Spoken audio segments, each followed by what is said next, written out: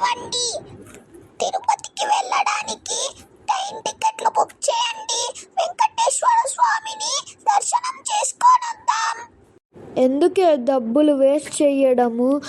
టీవీలో TTD channel పెట్టుకో, వెంకటేశ్వర స్వామి కనిపిస్తాడు, అది చూడు. తిరుపతికి వెళ్దామంటే ఇలా సాకులు చెప్తారా? ఉండండి, మీకు తగిన శాస్తి నేను చెప్తాను.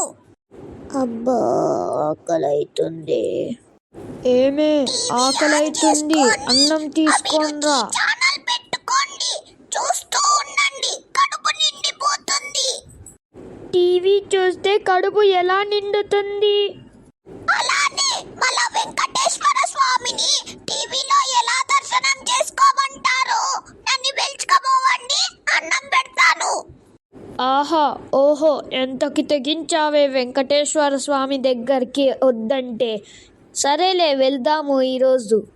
ఇప్పుడు దారిలోకొచ్చిన నా మొగుడు వస్తున్నాను, ఉండండి. సరే, లగేజ్ ప్యాక్ చేసుకుంటాను. కార్ తీసి ఉంచండి, వెళ్దాం. డబ్బులు పొదుపు చేద్దామని నేను అనుకుంటుంటే తిరుపతి వెంకటేశ్వర స్వామిని నాకు చూపించింది నా పెళ్ళాము. దేవుడా, నాతోనే పెట్టుకుంటారా మళ్ళీ?